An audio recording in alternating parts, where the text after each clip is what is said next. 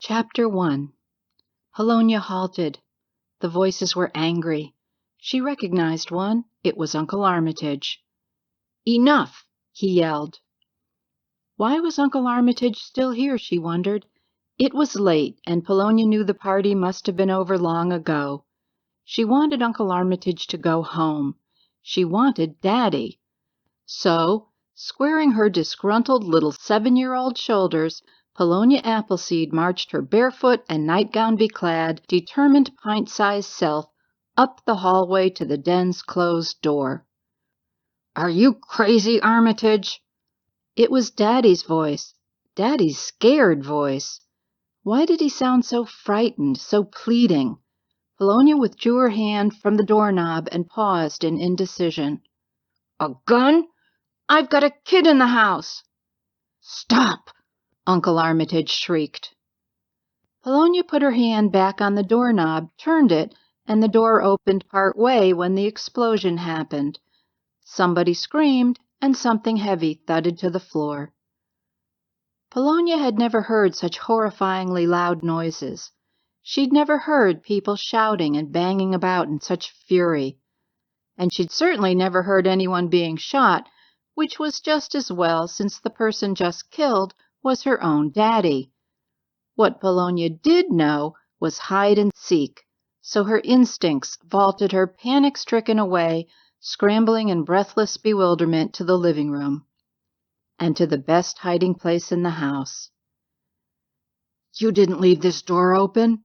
she heard Uncle Armitage babble, sounding like he was stumbling out of the den. Why did his voice sound so unnaturally shrill, almost choked? Frantically, Polonia tugged at the living room couch, pulling it a few more inches away from the wall. "Oh, damn! You don't think she's out of bed, do you?" Polonia squeezed herself behind the couch as she heard a quick, heavy tread pound toward her bedroom.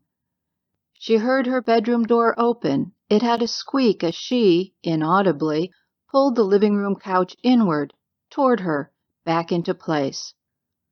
"Polonia?" Uncle Armitage's muffled voice wheezed from inside her bedroom. And then a horror-filled roar. "God damn! She's not in her bed! She may have seen us!" No, Polonia Appleseed was undeniably, and even more unfortunately, not in her bed. Polonia was scooched behind a circular couch set against one corner of the Appleseed living room. Being a circular couch against a square corner, there was, of course, a little triangular nook left between couch and wall, a space that had been filled with a tall standing lamp. Passers-by would have assumed, if anyone had ever noticed or stopped to think about it, which nobody ever had, that the lamp extended to the floor. In reality, the lamp sat atop a very small, low table, a table specifically designed to fit the back of a curved couch, and to do so fairly invisibly. It was under this table Polonia was huddled, tucked in upon herself like a trembling little frog. "Polonia! Polonia! Where are you? Come here, honey. We're not going to hurt you."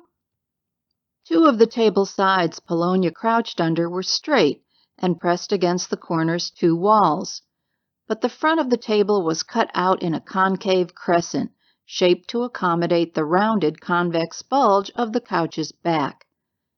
If the table's two endpoints had been just that, pointy, the couch, table, and corner would have been a perfectly snug plumb fit. But the two ends of the table were not pointy. For legal reasons, perhaps, the designer had chopped off both of the table's tips, substituting instead 1.5-inch straight edges. And these 1.5-inch straight edges accordingly forced a 1.5-inch pushed-out gap between the couch and the walls, a gap that ran the length of the couch's back along both walls. But as not even a 7-year-old could hide in such a 1.5-inch crevice, what were about to be some very desperate searchers would pay this gap no mind. "What are we going to do? If she knows we were here?" The two of them, Polonia was pretty sure it was two, were now in the dining room, directly behind the living room where she hid. What she didn't know was who they were. Uncle Armitage, yes. But who was the other one, the one who spoke in such a hushed tone she could barely discern it, though the cadence reminded her of someone who in her fear she could not place? "Oh, God, she's a kid!" Uncle Armitage blubbered in tragic supplication. More low words, plaintive but stern entreaty, and then a sobbing, hopeless whimper that sounded like defeated agreement. The couch's 1.5-inch push-out away from the walls made no difference along the wall that separated the living room from the dining room. But the other wall was shorter as it opened to the entranceway of the house, and it was there that the gap turned Polonia's hidden cubbyhole into such a singularly good, hide and virtually unseekable prize. Not only was the niche behind the couch and under the table so tiny adults didn't register it was there, the 1.5-inch gap between couch and wall allowed one 7-year-old Heidi to peer out. True, scrunched down tightly due to the low height of the table, Polonia would normally have been only able to see passing feet and shins, but there was something else that made the hiding place amongst the truly superlative. Okay, but we gotta find her first. Polonia, come out! It's me, Uncle Armitage, and... There was a crash, like someone had tipped over a heavy piece of furniture. Polonia knew they were looking for her. Doors were opening, heavy objects were being shoved aside. She could hear the scraping. But all Polonia could think, as she hugged her scabbed, knobby knees to her skinny chest, was, "I want my daddy," Mommy having died when she was not even 2 months old. Polonia thought of scooting out from behind the couch, running to the den. Daddy was there. He would make Uncle Armitage and whoever he was with go away. But her fear was too great. She could not make herself push the couch shielding her away, could not make herself emerge. Instead she watched, and what Polonia watched through the dark 1.5-inch gap was the direct bead she had to the full-length hallway mirror mounted in the entranceway that reflected everything going on in the living room she couldn't otherwise see back to her. And what she saw was Uncle Armitage tearing the place apart, hunting her. They were both there, though Uncle Armitage's body blocked the other one from her sight, and it wasn't like she could shift around to get an improved view. "She's got to be here. I checked the outside doors. They're both still locked, and we would have heard them if she'd opened them. She's here. She's hiding somewhere. We'll smoke her out." A low murmured response that nevertheless sounded familiar. "No! What's that gonna do? I did not miss anything. I'm lighting it. All right, one more time." Polonia heard the two return to the far end of the house, then even more shouts, more pleading, but this time it was Uncle Armitage's voice that was quavering, beseeching in near hysteria. There was another explosion and another thud, and Polonia couldn't help it. She was, after all, just a little girl. Tears coursed down her cheeks, and she started shaking. One of the searchers came back into the living room, stepping right by the couch she hid behind, but Polonia couldn't look. She'd closed her eyes tightly against the spiraling tension, waiting for the horror to pass. The footsteps moved off back to the den, and that's when she smelled it. It was the smell of the stuff Daddy had lit on fire before he'd poured it all over the baked Alaska dessert she'd been allowed to have with the grown-ups at the annual birthday party Daddy threw for himself, since no one else ever volunteered, before she'd been hustled off to bed. Daddy had turned off all the lights and poured a streaming blue fire over a giant mound of meringue that had glowed and flickered and sizzled as the meringue burned, charred brown streaks blossoming all over it. And Polonia knew that's what was going to happen to her. She was going to be covered in that same blue blanket of flame. That's when she smelled the smoke and stopped thinking of her father. No, Polonia Appleseed was now thinking of only one thing: baked Alaska. how she'd watched it burn, and how she'd be the baked Alaska if she didn't move. She dug deep, deeper than any child should have to dig, opened her eyes, and slowly pushed the couch outward. As if ripped from a nightmare, she silently reappeared, unfolding herself back up to her feet while hearing thumps coming from the den. Flitting softly as air, she tiptoed across the entranceway to the front door, her small fingers scrabbling at the locks that made noise. She heard the sounds in the den stop, then footsteps pelting down the hall toward her as she flung the door open and bolted headlong out into the cold winter night. She heard more explosions behind her, but didn't stop, plummeting away into the forest in escape. If she had looked back, she would have recognized her relative hovering in the doorway of her about-to-burn home, gun in hand. But she didn't. Chapter 2.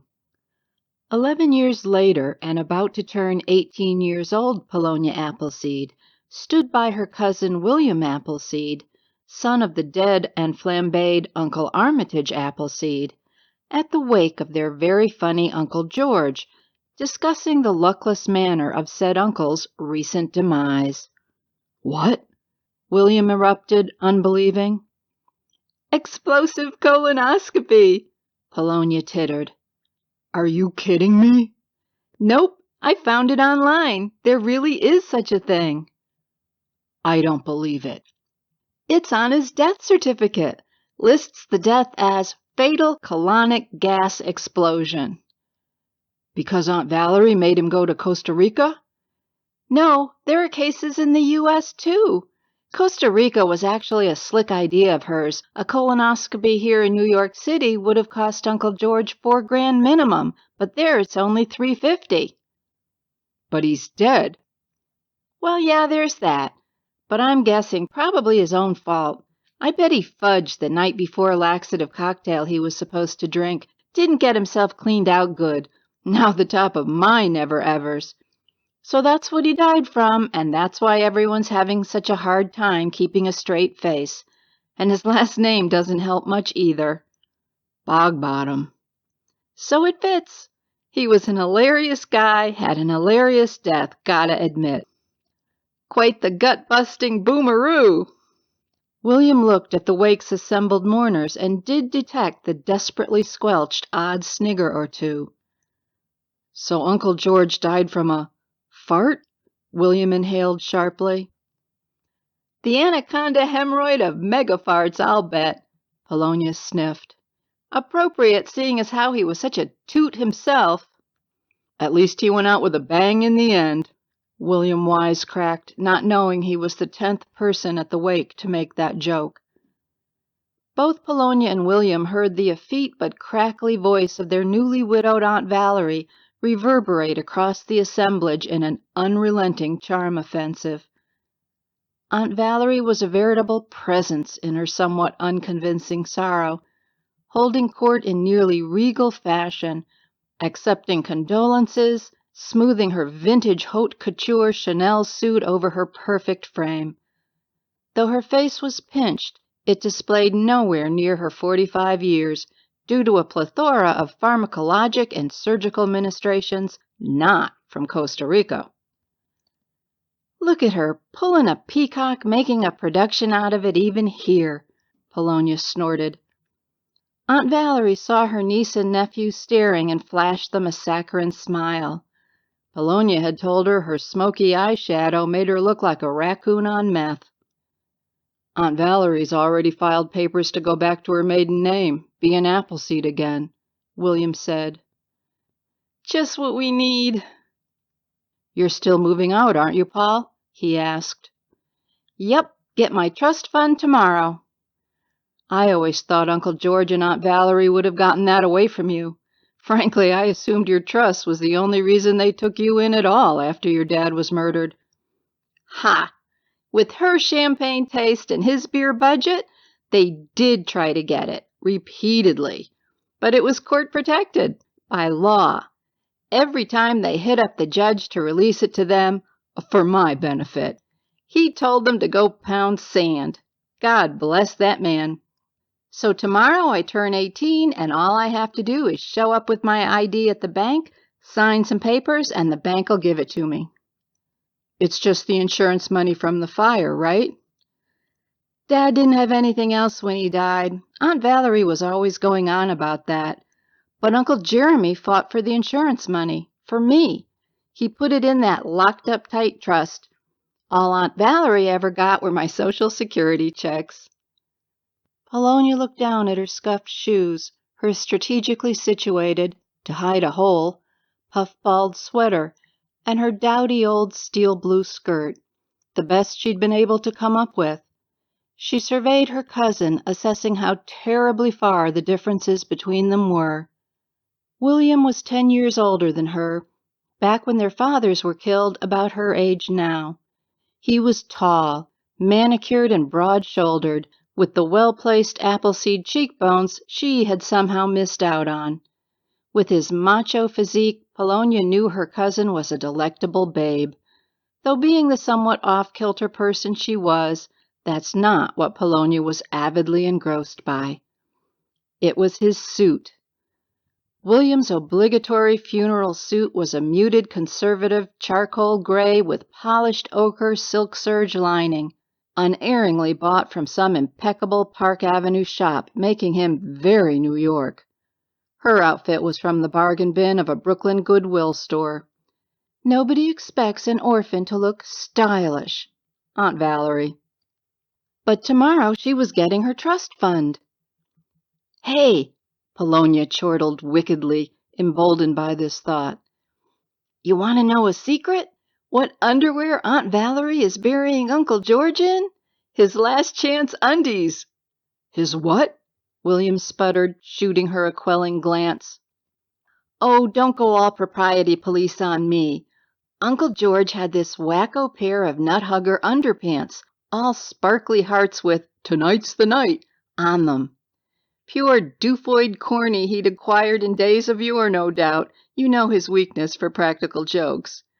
Whenever Aunt Valerie would get pissed off at him, she'd stop doing his laundry till he begged forgiveness for whatever had pissed her off, and all he'd have left to wear were those last chance undies.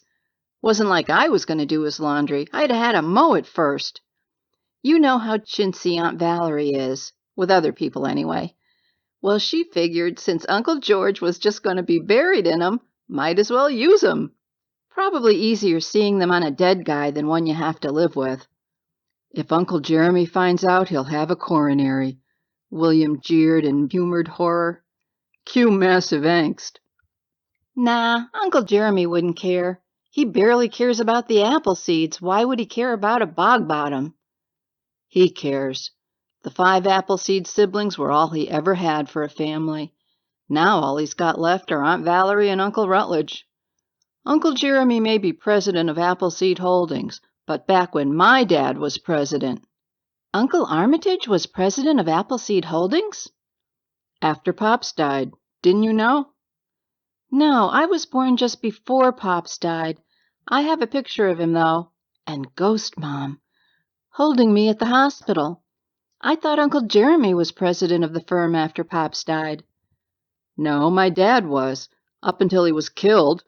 That's when Uncle Jeremy got it. Why not Uncle Rutledge or Aunt Valerie? I don't know. Maybe because neither of them worked at the firm? Uncle Jeremy did. Polonia giggled. I bet it made Aunt Valerie real mad she didn't get it. Uncle Jeremy doesn't like her too much. Maybe that's why he fought for your insurance money, to put it somewhere she couldn't get it, drive her numbnuts. Real magnanimous. But I don't know how Uncle Jeremy felt about Uncle Egbert, your dad. But until the murders anyhow, the 3 of 'em, your dad, mine, and Uncle Jeremy, must have gotten along. They all worked together at Appleseed Holdings for 7 years, and it did really well. I never saw my dad going into work. I wonder what he did there. Uncle Egbert never went in? That's odd. I'm sure he was the one who selected the stocks the firm bought for its own investment account. That sent Polonia reeling, and being Polonia, and having just lived 11 insufferable and unwelcomed years with relations Valerie and George Bogbottom, She had zero expertise in feigning the immutable expression nor the carefully constructed response. "My dad picked out the investments for the firm?" she parroted with none of the nonchalance she should have contrived, though she did at least keep the avalanche of excited inflection catching in her throat out of her voice. "That's what caused the whole thing. Why Appleseed Holdings almost went belly up back then. Your dad, Uncle Egbert, had been insider trading. The Securities and Exchange Commission had launched an investigation. That's what they based all that bull about my dad killing your dad on, that he was trying to hush him up. You didn't know?" Polonia was in near free fall by the calamity of it.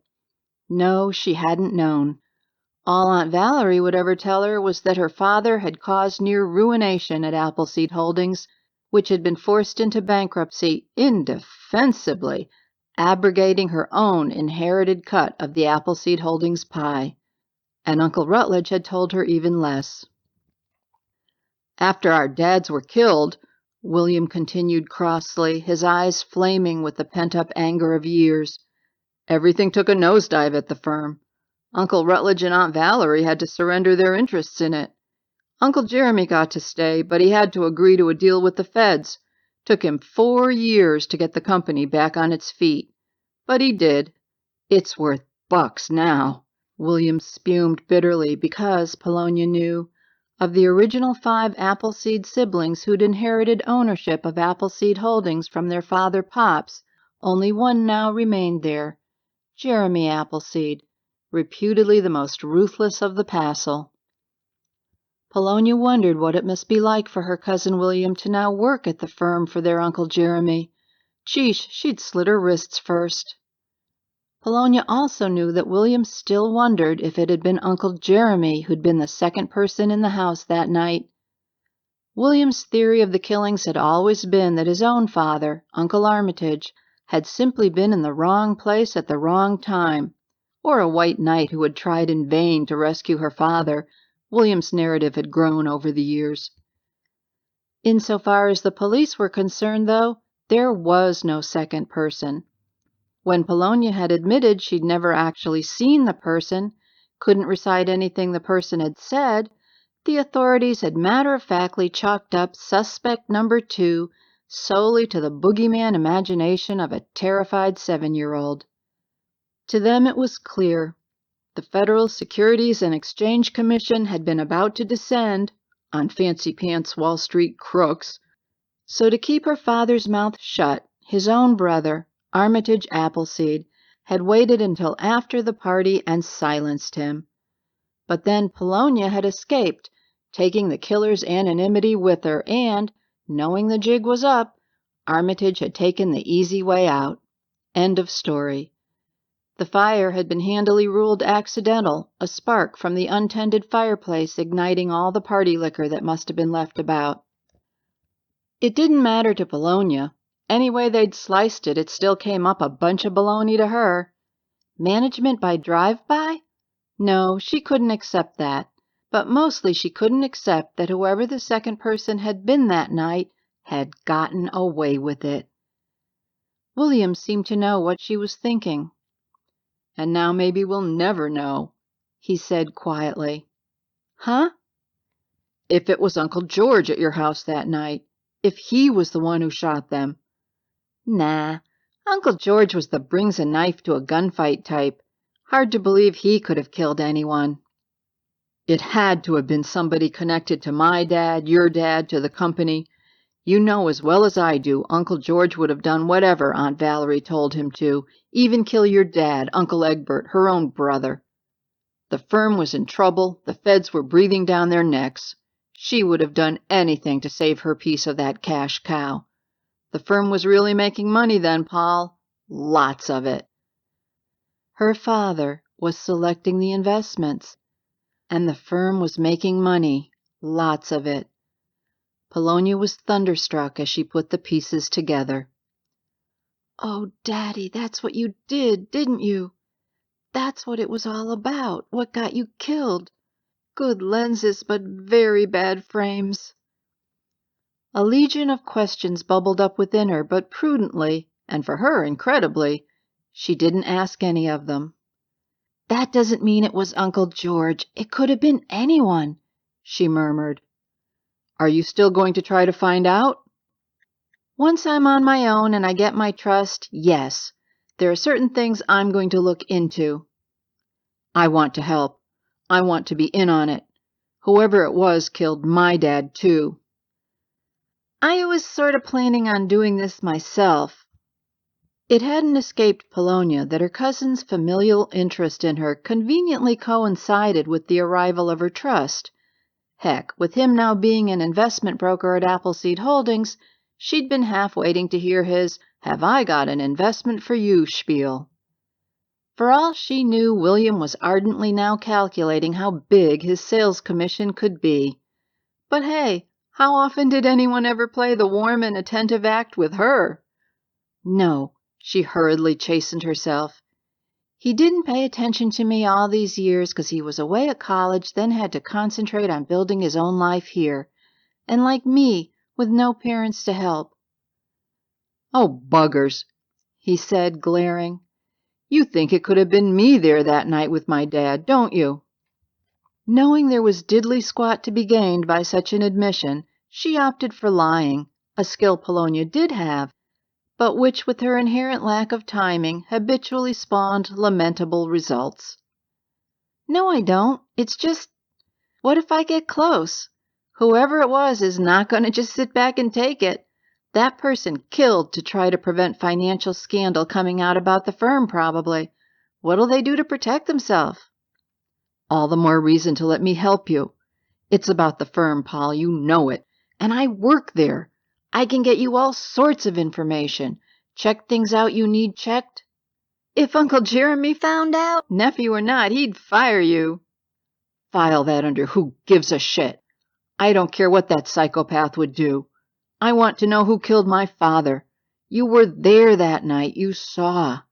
When you're investigating this, you might see something, hear something that jogs some sort of memory. Let me help you, please." "Help her with what?" Both cousins whirled about red-faced, guiltily staring into the eyes of their two primary suspects, their uncles, surviving Appleseed brothers, Jeremy and Rutledge. How different yet similar they are, Polonia thought. Jeremy was the second sibling of the Appleseed progeny, the one directly after the eldest, William's father, the dead Armitage. Armitage, Jeremy, Egbert, Valerie, and Rutledge, the 5 Appleseed siblings, all of whom had received an equal and lucrative share of Appleseed holdings upon their father Pop's death, but only Jeremy who'd managed to hang on to his. Polonia saw William shift uncomfortably away from her, conspicuously unnerved over what Uncle Jeremy might have heard them saying. Jeremy was both uncle and boss to William, and taller, and though he'd never had children of his own, there was a strident patriarchal quality to him, but not the benevolent kind, the about to be hauled to the woodshed belt in hand kind. Jeremy was 47 years old with a neatly trimmed beard that displayed no faults, and deeply set brown eyes that displayed no secrets. He was imposing, almost aristocratic, simultaneously both bedrock and robust, seeking neither deference nor reassurance. He had no need. Dressed in a classic black suit with a blazing white shirt and French cuffs, Jeremy's white handkerchief was folded with precision over his breast in 2 perfect pinpoints. Polonia had once asked him if his tailor used starch and a 90-degree protractor. He had not even twitched, so she'd assumed it was true. To Polonia, Uncle Jeremy was the ultimate of New York City lordly affluence, but with the hole in her blouse and the ingrained scuff marks on her shoes, to her that just meant he was an embarrassment of riches straight out of central casting. "I will never be like that," she promised herself. Unless... She wouldn't finish that thought. It had gotten her father killed. But maybe she could be cagier. Maybe she could... "Assist with tomorrow?" Uncle Rutledge volunteered, looking first at William and then at Polonia. "It's the big day, isn't it? Cut loose at last, and an heiress to boot." Mini heiress more like, Polonia scoffed. She just couldn't work out why Uncle Rutledge, who was genial and warm, intimidated her more than Brillo Beard, which was what she dubbed Uncle Jeremy, at least in her head. The youngest of his Appleseed generation, Uncle Rutledge was 42 years old and urbane. She was frowsy. He was statuesque and charismatic. She was gangly and usually had her foot in her mouth, and had an easy, intuitive patience about him. Which is kinda apropos, seeing as how he's a shrink. And worse, he'd been her shrink, her free shrink, after the murders. She grimaced, thinking of all the times he'd seen her bawling her eyes out on his office couch before she'd called a halt to the whole frickin' thing at the age of 13 after her physical collision with Ghost Mom. Unlike his brother, Rutledge Appleseed was not clothed in black, but in somber blue, almost matching his liquid blue eyes, dazzling and perceptive. Held in the highest approbation of all the Appleseeds, he was easily also the most attractive. Polonia, on the other hand, looked like Egbert. She had his frizzy hair and Pop's freckles, the only thing she'd gotten from her mother being her bright red hair. Polonia was elfin, the proverbial late bloomer who even now was awaiting puberty to fork over something more than her double A's and some decent hip curves, let alone a noticeable behind. And just like Egbert, somehow in the Appleseed clan it was always Polonia flying the freak flag. Standing before her always perfect delivery relatives, Polonia wrestled with her own dubious hobnobbing ability. All lost. "Spoiler alert!" she blurted out in what was about to be an eye-popping carnage of protocol. "Want to know what underwear Aunt Valerie is burying Uncle George in? Make his bum hum? His last chance undies, all decorated with—" "Even so," William interjected at once, a common practice of the Appleseeds around Polonia. "I'm sure Aunt Valerie has done everything appropriately." "Hey, whatever creams her Twinkie," Polonia snickered. "And what, Polonia, are your immediate plans?" Uncle Jeremy asked, nimbly ignoring both the Undies and Twinkie comments, an infallible resource utilized by many when conversing with Polonia. "It is my fervent hope you will not squander the money I acquired for you at great effort." "I'm not. I'm going to use it to track down the person who got away when my dad was murdered." Dead silence. "Polonia," Uncle Rutledge said gently, earnest concern coming off him in almost tangible waves. "Everyone has been over this with you. There was no second person. You need to start your life fresh now. I heard from Valerie you've been admitted to Columbia. Bravo." "Columbia?" William gasped, and Polonia gritted her teeth. After his father's death and his mother's following a year later, William had had to cancel his plans for an Ivy League university and switch to an itty-bitty Southern college where he'd procured a "your daddy's dead, poor widow you" scholarship. His loss of Ivy League status was what rankled William more than anything, she knew. "Your trust can pay for that?" he asked, pursing his lips. "The matter has been handled," Uncle Jeremy said curtly in an "inquiry over" voice. It had. Polonia had gotten early admission and a 100% grant to boot. How had Uncle Jeremy known that? She looked at him quizzically, which he ignored. "I am curious, however, where you will live, Polonia. Will you be remaining with Valerie?" Uncle Jeremy arched an eyebrow to indicate he knew that was a preposterous thing to say. "Nuh-uh, I have a place, a studio on the Upper East Side, Yorkville. And it's real good I don't have much stuff." "Ah, New York City's famous dorm district," Uncle Rutledge smiled in approval. "The manager's holding it for me." "And what will you be doing this summer before classes begin?" She shrugged. She'd already told them what she would be doing. Though with William's unexpected revelation of what her father had been doing, maybe she should now make an addition to her plans. No, It's too dangerous, she warned herself. Don't do it. Look how it turned out for him. Well, I know what I shall be doing, Aunt Valerie asserted ceremoniously, bustling over to join the conversation without preamble. Now I am finally free of my maternal responsibilities. Battle stations, Polonia mumbled sourly, which everyone also ignored, as they knew if they didn't, it would just encourage another one. Valerie waited for someone to dutifully bestow accolades and gratitude upon her regarding the raising of Polonia. When no one did, she continued, brashly eager to lay her bombshell upon them.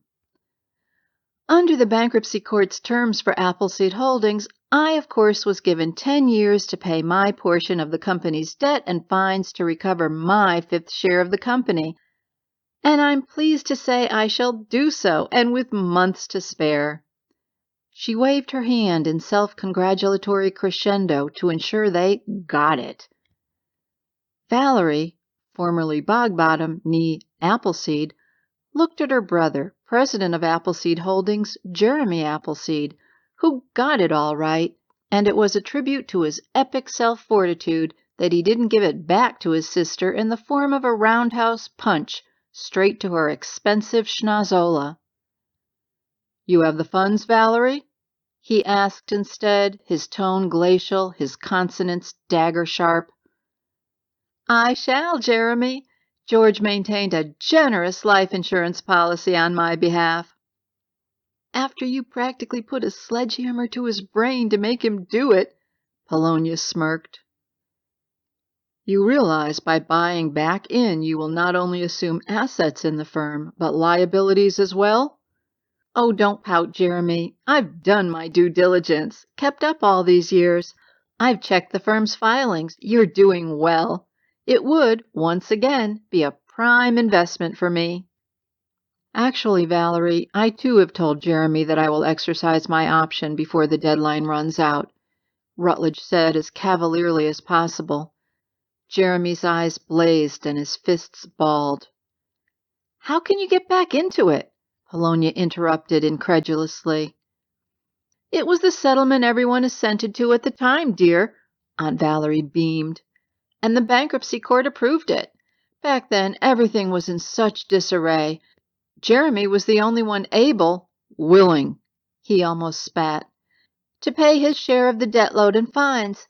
So for the rest of us, the settlement held our debt in abeyance for 10 years in the hope that while Jeremy kept the company afloat, we'd eventually be able to pay our 1/5 share of the obligation and regain what was rightfully ours. That's what the eliminated Appleseed owners can do, contingent upon payment of their 1/5 proportion. Fifth? But there's only 3 of you left. What about my dad? If he were alive, could he? Assuming Egbert was not in jail and barred forever from the investment domain, yes. But he's dead, so where did his buyback right go? To his estate. I'm his estate. You mean I could buy a share of Appleseed Holdings? Be a part owner? Don't even consider it, Polonia, Jeremy said in scalding malevolence. To pay Egbert's debt, you would virtually exhaust your trust, and you need a reliable stream of money to live on. The returns from Appleseed Holdings fluctuate and come with risk. They are not befitting someone in your position. What about me? William asked. Could I buy my dad's share to get back in? Armitage's option also vested with his estate, but his estate was inherited by your mother, not you. But I inherited from her. I'm afraid not, Aunt Valerie interposed in gleeful relish, enjoying each potshot she was lobbing. But you have Pops to blame for that sacrosanct prescription, not us. Only an Appleseed can own part of Appleseed Holdings, which your mother was, but not by blood, but by marriage.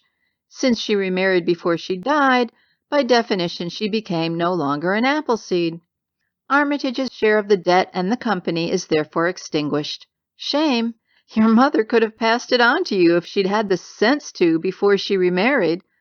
Well, wherever would you have come up with the money for the payment anyway? Best not to dwell on it too much. Besides, I'm sure you'll always be a valued employee at our company. Sinking her talons in deeply, Valerie was in her element. She knew Jeremy had assumed the 10-year deadline would pass, leaving him, the one who had stuck it out, saved the company despite its blighted reputation, dedicated his life to it, the undisputed victor in what had been the battlefield slaughter called Appleseed Holdings. "Think again, big brother," she crowed silently. "Paradigm shift." "My condolences," a man said, appearing gracefully at Aunt Valerie's side, speaking in a silken butterscotch voice. He took Valerie's hand and kissed it, simultaneously staring raptly into her eyes, which brought Polonia to the brink of laughter, adeptly averted by a sharp rib nudge from William. "Why, Zane," Aunt Valerie stammered, all afluster. "How good of you to come!" The man was tall, strong, muscular, but above all exuding confidence. Totally A-list, Polonia thought, suitably impressed by the electrified, take names and kick-ass pizzazz the man oozed. Turning to Jeremy, he nodded with the most minimal deference doable. "Jeremy," he said. "Zane Hartland," Jeremy answered in a polite tone bordering on hostility. "Zane, you remember my little brother Rutledge?" Valerie trilled, anxious to show off her perfect even in tribulation widow's manners. "And this is my niece, Polonia, Egbert's daughter. And this is William, Armitage's boy." She turned to William. "This is Zane Hartland. He used to be a broker at Appleseed Holdings, too." Polonia saw William's eyes widen, his expression changed to near adulation. "Back in the day," Jeremy said with an element of mockery. "Way back in the day," Zane parodied with ice in his eyes. Polonia was awestruck. It was like watching two iron-willed bulls mercilessly inundate each other in cold formality. "How are things going with Europe?" Jeremy yawned in what was obviously a thinly disguised zinger of a provocation. Zane winked at William. "Wouldn't the world like to know?" he said cryptically. Zane Hartland, Valerie thought, her heart racing. Oh, sending George to Costa Rica had been such a good idea. The day after George Bogbottom's wake, i.e. the day he and his last chance Undies were fittingly buried, Jeremy Appleseed sat in his study surrounded by its dark walnut panels framed in snakewood, staring out his bay window of thinly stenciled cathedral glass interlaced with crown glass, and clinking the ice around in his glass of bourbon. His brother was across from him before the fireplace, sitting in an overstuffed myrtle green leather chair, a companion to the obsidian blue one Jeremy occupied. "So what do you think?" Jeremy asked Rutledge. "About which one?" "Both." "You tell me. You've had far more chance to observe Armitage's son than I have." "Nothing. And I've given William ample opportunity. Enticement, even." "He hasn't taken the bait?" "No. William hasn't got it. But then I didn't expect him to. Armitage didn't, so why should his son?" "True. But Polonia doesn't have it either, and her father did." "How can you be so sure she doesn't?" "I worked with that kid for 6 years," Rutledge said blandly, but his eyes shone in distressed affection. "And I did the same thing you did with William. I gave her opportunity. She never showed anything." "She's smart, Rutledge, real smart, just like Egbert. But unlike Egbert, I think she's learned how to conceal a lot under that aggravating personality of hers." Jeremy glowered in a voice filled with rancor. "Polonia? Sometimes I doubt she has any brain-to-mouth filter at all. There are few more impressively stirring sights than Polonia Appleseed expressing an opinion. Between her penchant for snappy patter and all her what's she done now escapades, she might not be too much on the sensible side, but she's always emphatic. You saw her at the wake, though. Emotionally, she's still very much the motherless mite who fled a catastrophe 11 years ago. It's too bad we had to put her with Valerie and George after Egbert died. That sure didn't alleviate anything. Rutledge, too, swirled the ice in his drink, a gesture that for him somehow inferred an element of regret. The three of them became quite the Bermuda Triangle of households. Thank goodness for George's sense of humor. Tiresome though it was, it saved many a situation. Married to Valerie, George had to have a sense of humor. But where else could Polonia have gone? To Armitage's widow? The way that woman scarpered off remarrying so soon was appalling. Probably what blew her brain out. To you? Corinne had left you. You were getting a divorce. How could you have handled taking Polonia in? Me? I wasn't like Egbert. I couldn't have stayed home with her. I was suddenly president of the firm. I would have had nannies in my house. Rutledge gave a contemplative stare about Jeremy's house. An elegant red-bricked, Georgian-styled Manhattan mansion bordering the East River. Jeremy had bought it for $2 million years previously, but Rutledge was sure it was now worth $20 million at least. Since Jeremy liked women, lots of women, and was not, as George Bogbottom had once tastelessly quipped, hetero-flexible, many ladies had rashly attempted to become mistress of the mansion. The fallout had been universal. Veni Vidi booted out the door. Rutledge was not jealous of Jeremy's mansion, though. Why should he be? He had the Appleseed country estate known within the family as Fort Appleseed. Well, maybe not had, but he was conservator of it and had dominion over everything to do with it. The estate was Rutledge's first, his ex-wife would have said only, love. He'd spent his summers growing up there, and now he spent every weekend there doing what he loved, playing the grand country squire. Rutledge's cherishment of the residence had been why their father, Pops, had named him conservator of the place, rather than any of his siblings. Admittedly, Pops had filled the position in the belief that it was merely hypothetical, would never come to pass, but it had, an unanticipated reality that still rankled, and still needed to be dealt with. So no, Rutledge wasn't jealous of Jeremy, it was her. The estate should not have gone to her at all, but due to a fiasco of mistiming it had, and Rutledge's small reprisal had been to see to it that no one in the family had ever told Polonia Appleseed that she was the lawful owner of Fort Appleseed. That was quite something, seeing Zane Hartland again, after what, 18 years? Rutledge said, adeptly changing the subject. Amazing he had the chutzpah to come to the wake knowing you'd be there. I wanted to pulp that troglodyte cur right there, Jeremy responded evenly. All of it started with him, all of it, just because Pops fired him. Nonsense. Zane Hartland left Appleseed Holdings of his own accord, around the time Polonia was born, wasn't it? And everything that happened, Hartland knew nothing. Pops just got too paranoid. And cost us Fort Appleseed. It still bothers you, doesn't it? We'll have to tell Polonia one of these days. Or are you still rationalizing there's some way to get the estate back from her? Because if you are, I assure you it's a lost cause. Pops poured concrete on that bequest a mile thick.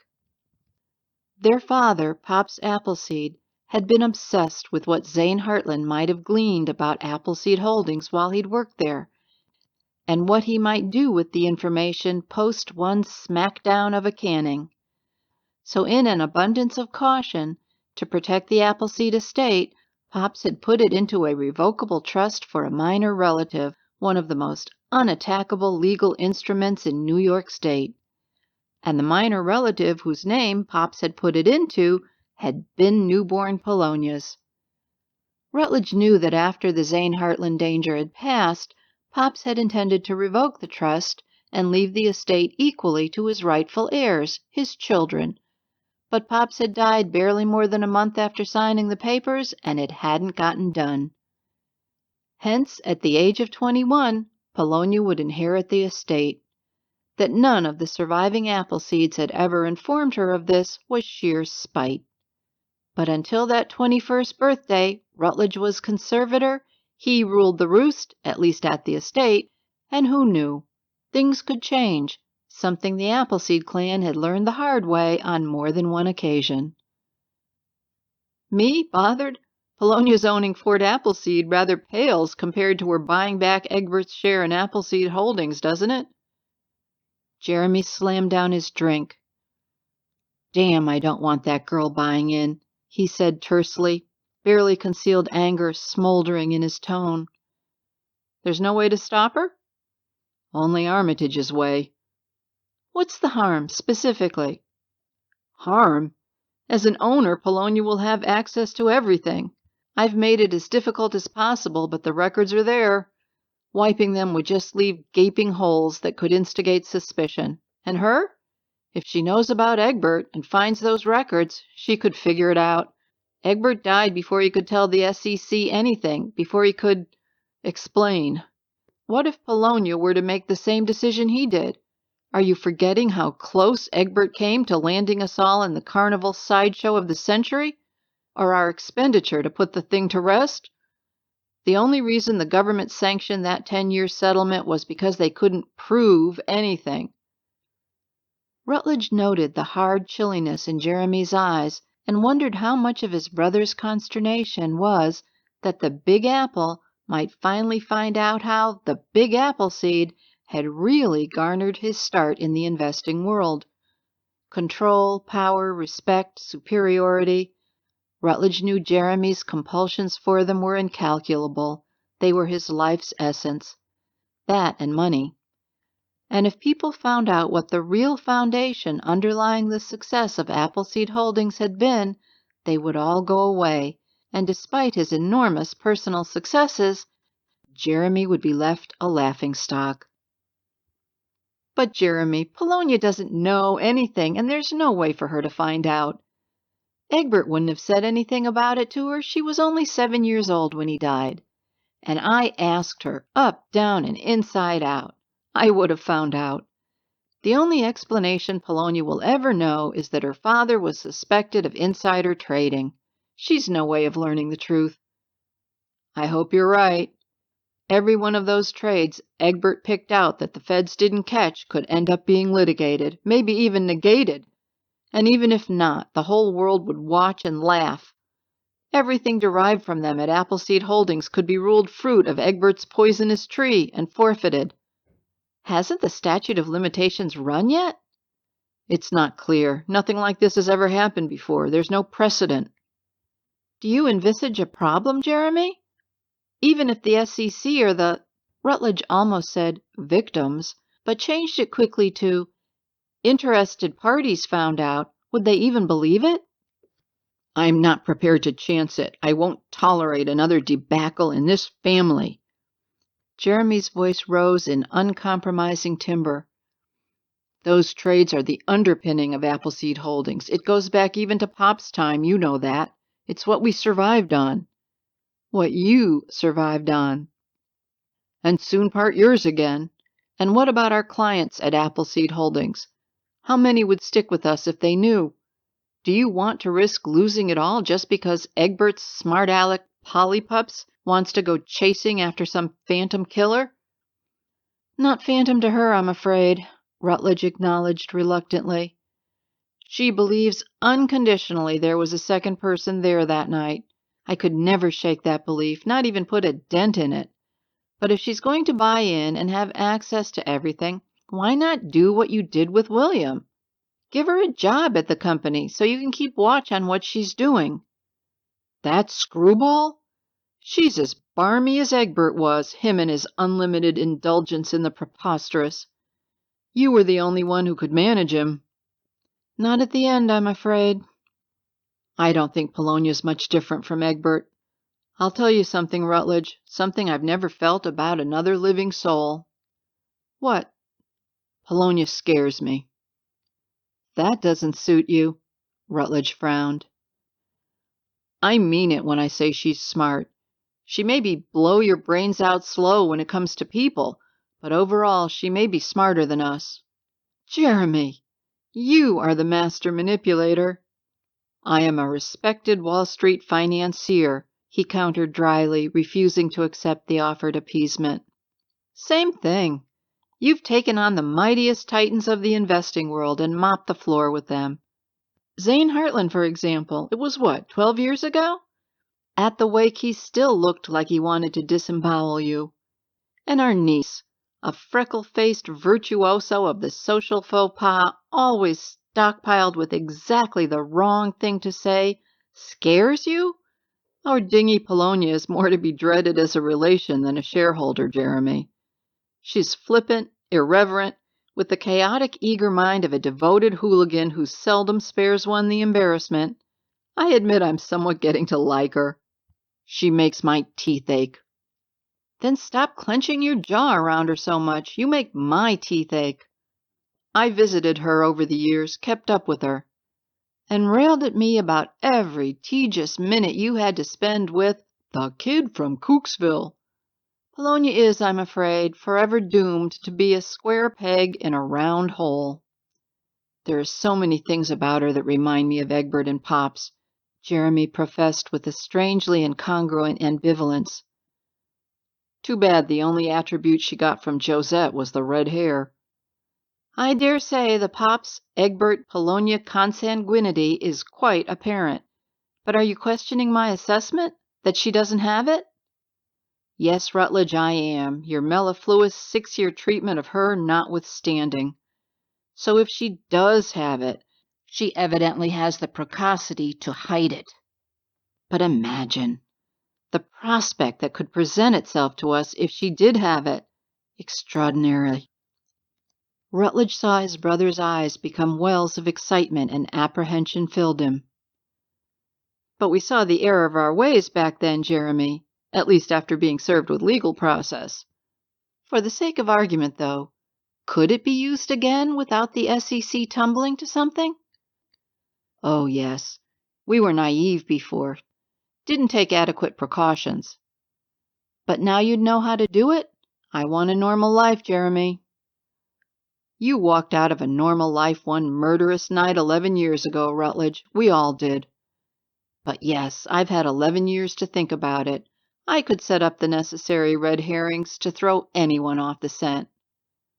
What about Valerie? What if she found out? Another problem. I've never been sure what she knew about Egbert and Appleseed Holdings.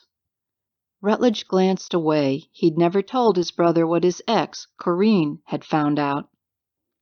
Valerie will always be angling for more than her share, Rutledge finally said. It's her rapacious nature. I would not want her discovering how much Polonia could be worth if she has inherited the talent. But forgive me, Jeremy, you're indulging in pipe dreams. Polonia doesn't have it, so that's the end of it. It went from Pops to Egbert, and there it ended. Maybe. But I just can't ignore how much like them Polonia is. Why not this, too? Because I saw none, Rutledge reiterated. Are you perhaps forgetting, Dr. Appleseed, of our niece's first-rate track record at the art of hiding? Unsettled, Rutledge stiffened imperceptibly and again clinked the ice in his glass, once more driven by Polonia Appleseed to ponder the uncomfortable question, more fool me? While Jeremy Appleseed sat in his mansion study sipping bourbon with his brother Rutledge, Polonia Appleseed squatted alone on the floor of her new one-room studio walk-up apartment, a room 1/4 the size of her uncle's study, chugging a Mango Madness Snapple. The dust about her suspended in the musty air was undisturbed, and save for a few boxes, the place was empty. Polonia hadn't perceived she'd need furniture, hence would be sleeping on the thin, rust-colored carpet that night. She didn't mind, yet, because the emptiness gave her the area to spread a newspaper out over the floor, an activity that would have been hampered with the arrival of even one piece of furniture. It had been so long since she had done this. It had just never fit before. She'd never put the pieces of the puzzle together. But now, maybe. She delved into the financial pages, staring at all the listings but not knowing where to begin. What should she focus on? There were so many different things, and she didn't know what any of them were. Stock market indexes, dividends, yields, futures, mutual funds, precious metals, money rates. It was mind-boggling. Closing her eyes, she plopped back on her haunches, trying to remember. Slowly the images began seeping into her mind. Right here, Polly Pups. Look closely. What do you see? Her dad had been so eager that first time he'd shown her the newspaper spread out on his desk with her perched squirming in his lap. She'd been 5 years old then, and he'd pointed to something on a page like the pages before her now. New paper, Daddy? No, Polly Pups. Look at the number. What is it doing? That had mystified her, and she'd looked up at him in befuddlement. Is it moving? It wasn't, not the first time. She couldn't recount how many times he'd shown her the paper, but she remembered the first time she saw it. It's jiggling, Daddy. The printed number on the paper he'd drawn her attention to had been doing just that, quivering. And Egbert had been so pleased with her, he'd scooped her up in his arms and danced around the room with her. I knew you could do it, Polly Pups. I knew you were special. She'd been so proud of herself.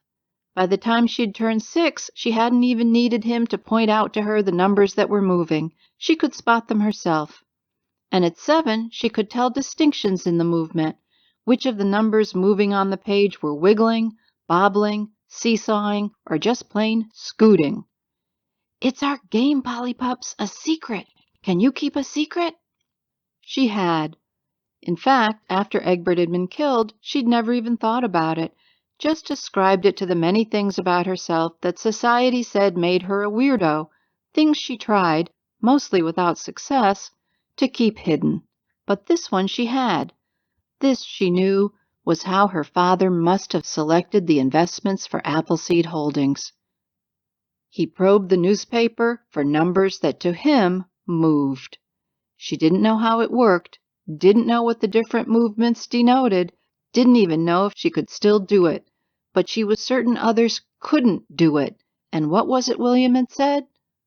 The firm was making money then, Paul, lots of it. Her father, knowing which of those numbers printed on the financial page of a newspaper moved, had allowed him to make lots of money for the firm. And if he could do it, but someone killed him for doing it? Had doing it attracted a killer to his door? Attracted a killer. Polonia was dumbstruck. Did she have bait? Love thy neighbor, but don't get caught. She bowed her head, the unbearable melancholy of being alone in all this, in everything, overwhelming. The studio's buzzer suddenly sounded, and Polonia, who hadn't heard it before and didn't know what it was, proved for the umpteenth time that gravity works by falling over completely. Tottering over boxes to the intercom, she pushed the button. Hey, birthday girl, it's me, William. Can I come up? Sure, she brightened. Several minutes passed before the buzzer sounded again. Again she pushed the button. You have to buzz me up, William's slightly exasperated voice admonished. There's a button on the panel. Push it. She did, flummoxed. Okay, he said. I got it. Be right up. Begrumpled, Polonia could practically hear Uncle George laughing one of his favorite T-shirt wisdoms at her. It works better if you plug it in, Polonia. The knock came on her door and she swung it open. Hi, cuz. William's exuberant face paled as his eyes swept past her, taking in her depressingly sterile new cell-like living quarters. I bring gifts. William stepped inside to the tiny area that was the kitchen and put a large shopping bag on the one small rickety counter, drawing out a bakery box and from that a beautiful cotton candy pink Happy Birthday Polonia cake. Oh, how neat! Polonia squealed jubilantly. The Bog Bottoms had never once remembered her birthday, though Uncle Rutledge had a few times. I didn't know whether you liked chocolate or vanilla, so I got both. One layer's chocolate, the other vanilla. And he reached into the bag and pulled out another item with a flourish. Ice cream. A birthday party. Yup, though. Here, she said with a goofy grin, dragging over a large box. Good thing I brought paper plates. I thought you might not have yours unpacked yet. Plates? Uh-oh. Plates had skunked her too. Polonia routinely found herself stymied and stumped by the impedimenta of life. No, and I haven't, unpacked any silverware or glasses or... No prob, Pol. I brought both, but I forgot the napkins. Not the finicky type, Polonia darted into the bathroom and returned, waving the roll of toilet paper with aplomb. So, everything go okay for you at the bank today? William asked in easy familiarity as he set everything up on the box and solicitously motioned her to sit on the floor. Yep, though they gave me a lot of banker babble of where I should put my money, though how I'd ever get it into a CD. Certificate of deposit, Paul, not a computer disk. But if you're going to invest in Appleseed Holdings, you can't put it into a CD. And if you're rummaging around in the newspaper for info on the firm, you won't find it there. Appleseed Holdings is not listed. He was pointing to the financial pages she'd left lying on the floor. Appleseed Holdings is kind of hoity-toity. It doesn't accept just any client, and it doesn't advertise itself, except through word of mouth. If you walked in off the street, they'd almost certainly turn you away. He paused reflectively, with an indefinable expression of what might have been friendship. Polonia, I'm not going to ask you how much you got in your trust, but the truth is I have a general idea. And Uncle Jeremy was right. It's not enough that you could buy your dad's share back into the firm and still maintain this housing. It wouldn't work, not long enough to get you through school. You'd run out of money in a few months. Yeah, don't eat the yellow snow, Polonia. I get that all the time. But if the firm's making money, wouldn't that give me an income? Yes, but only if things were going well. But Appleseed Holdings is a growth-oriented firm. What's that? It's high risk, Paul. Uncle Jeremy buys the risky stuff. And usually he's right, but there's times he's not, and you'd only be getting a sizable check when things are going well. And it's only paid quarterly. If things should go into a downturn, which they do occasionally, you wouldn't have the money to get through those stretches. Aunt Valerie would, but not you. Then I'll have to get other means of capital acquirement. She hoped that was the right phrase, as she'd made it up to impress him. You mean a job? Paul, going to school full-time, you could only get a part-time job, and that's not going to support a single girl living alone in Manhattan, even in a place like this. I mean, he dissembled, his lips quirking into a smile, as nice as it is. Do you ever invest, William, in stocks and stuff, for yourself? Modestly. Uncle Jeremy gives out a Christmas bonus. I try to put it into something, but usually I have to cash it out. Investing is not for the faint-hearted. But you know how to do it. I do it for the firm's clients all day long at the firm. Why? Just wondering. He shook his head. He knew she was hiding something. Hey, I brought you a birthday present. She lit up. But I have mixed feelings about it. Why? It's a photo of your dad. I'd love it. It's from that night. His birthday party. Normally I wouldn't give it to you because of the bad memories and all, but I figure this is the last picture ever taken of him, so I know you'd want it. I didn't want you shocked when you open it.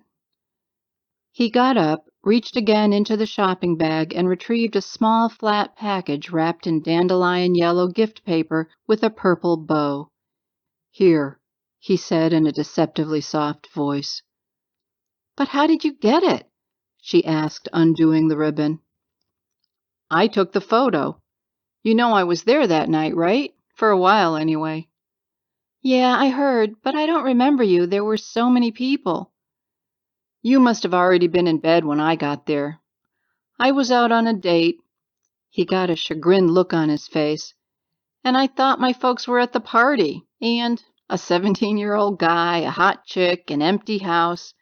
You brought your date home to get laid. Polonia laughed. See, I knew you weren't gay, just your socks. I wouldn't have put it as indelicately as that, but yes. Only my parents were home. None of the Appleseeds ended up going to the party that night. They were all upset with your dad. But my dad felt badly about not going, so he asked me to deliver his birthday present for him. So out I went again. By the time I dropped off my date and got to your house, it was near about 10 o'clock. Without the Appleseeds, the party was winding down, people were leaving.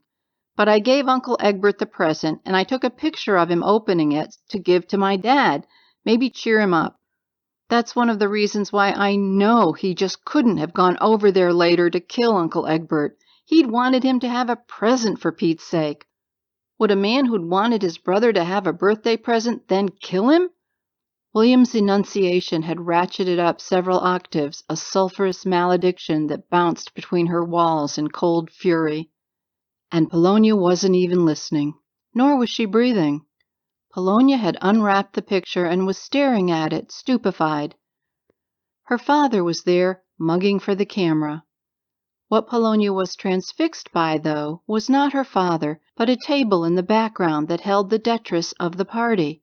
What was left of the platter of baked Alaska, wrapping paper, drinks, and various things that had all presumably been presented as birthday gifts. One lay crumpled on the table, verging on being almost out of the photograph entirely, but enough of it was there that it was unmistakable. Uncle George's last chance undies. Why weren't they destroyed in the fire? Had William swiped them? How? Why? Though leaving, there'd still been guests around when he'd been there, so no, William wouldn't have risked theft, not for a pair of sparkly-hearted gag-gift underwear anyway. Did somebody else take them? After the party, when there'd been nobody else around? But besides her, there'd been only one somebody else who'd left the house alive that night. The killer. Which is why after William departed, Polonia Appleseed did start opening her boxes, rifling through for one thing in particular, something she'd always found strange, and coming from her, that was saying something. Her father's birthday party album. Egbert Appleseed had had few photographs of himself of his growing up, except for one event. He'd kept a photograph album of his birthday parties every year, beginning from when he was a small boy, and the album had survived the fire. Polonia studied the photographs, not knowing what she was looking for, only that William's photograph had been such a jolt. Mightn't she find a clue to her dad's murderer in another? If the undies could be a clue, maybe something else in the pictures could be too. Obviously, there were no photos in the album of her father's last birthday party. He died immediately after its culmination. She picked up her magnifying glass, a gift Uncle Rutledge had given her on her 10th birthday when she'd told him she liked to watch insects walking down the sidewalk in front of Aunt Valerie's townhouse. Now she surmised that he'd given it to her to lengthen the time she was not, to Aunt Valerie's eternal dismay, inside Aunt Valerie's townhouse. Polonia pored over every photograph but found nothing untoward in any of them. Every year, her dad, his family, a bunch of people she didn't know, all smiling. Sometimes she could see the birthday cake in the picture, sometimes not. She wondered why this was the only event her father ever recorded, kept. There weren't even any Christmas pictures, not even from his own wedding. The album contained only one photograph that wasn't of his birthday parties, an instant photograph of her birthday, her literal one, thrown loose into the album. It was the only photograph she had of her mother. Thinking of her mother, she began again, flipping through the photographs from more than 20 years past. And in one where she thought her dad would have been 24 years old, she spotted something, just a tiny splash of color. She again picked up her magnifying glass and looked. Standing some distance behind her smiling dad was a couple, their backs to the camera.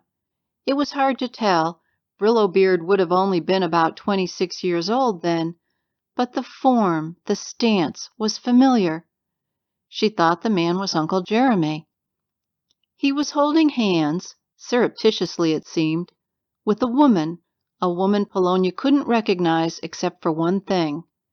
She had the same blazing red hair as her mother did, in the only picture she had of her mother, and the same blazing red hair that greeted Polonia every time she looked in a mirror. Polonia shook her birthday picture out of the album and juxtaposed it with the party picture, studying it closely.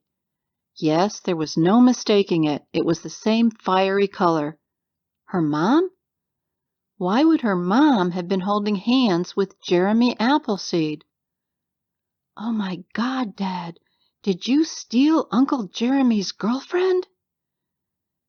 Such an act, Polonia knew, would never have been forgiven by Jeremy Appleseed. But motivation to kill his own brother? A grim, petrifying fear crept up her spinal cord as she answered her own question. Yes, she croaked.